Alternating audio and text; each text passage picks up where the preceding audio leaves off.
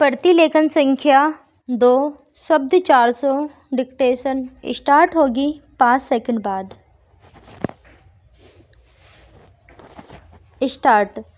सभापति महोदय, प्रतिदिन छोटी मोटी झड़पें होती रहती है।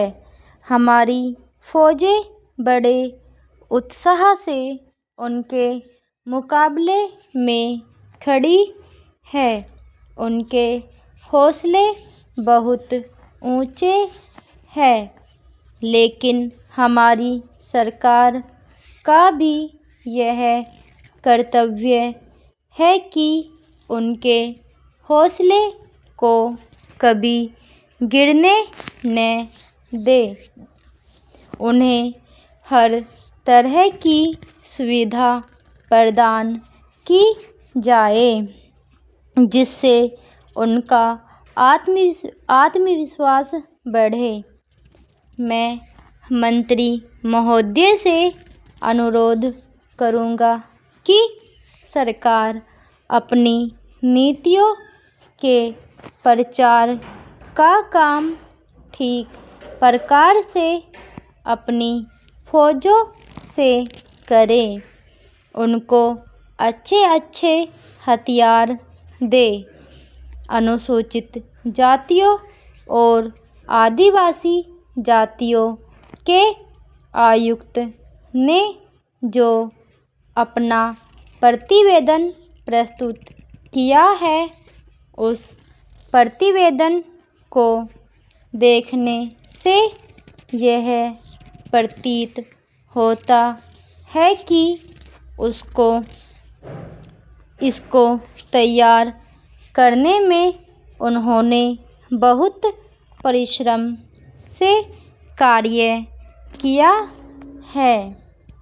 इसके लिए मैं उनको और उनके सहयोगियों को धन्यवाद देता हूँ, परंतु साथ ही साथ इस प्रतिवेदन के संबंध में कुछ आवश्यक निवेदन भी करना चाहता हूँ।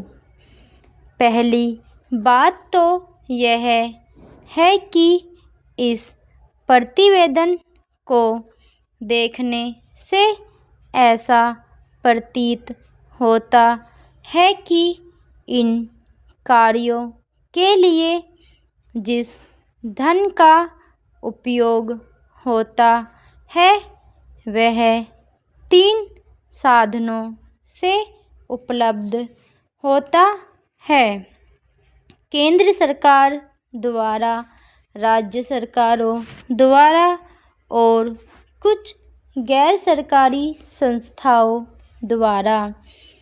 प्रतिवेदन के अनुसार जितना धन इन कार्यों पर व्यय करने के लिए दिया जाता है, उतना धन पूरी तरह से व्यय नहीं हो पाता। मैं यह नहीं कह सकता कि आवश्यकता से अधिक धन दिया जाता है या कार्यकर्ताओं को वह धन प्राप्त ही नहीं होता, जिसके कारण से वह बिना खर्च हुए बच जाता है। मैं तो यह चाहता हूँ कि जितना धन दिया जाता है उसका पूरा उपयोग हो और आयुक्त को यह न कहना पड़े कि इस कार्य के लिए जितने धन की आवश्यकता थी उतना धन नहीं मिल पाया और विवश होकर हमको उस कार्य को बीच में ही रोकना पड़ा। जहाँ तक राज्य सरकारों का संबंध है, बहुत सी राज्य सरकारें अभी तक इस कार्य में असावधानी से काम ले रही है और इस कार्य को उपेक्षा की दृष्टि से देखती है। आयुक्त ने इस बात की शिकायत की है कि बहुत सी राज्य सरकारों ने अनेक पत्र भेजने के बाद भी अभी तक अपनी रिपोर्ट नहीं भेजी है। मैं चाहता हूँ कि सरकार इस तरफ निष्ठापूर्वक ध्यान दे।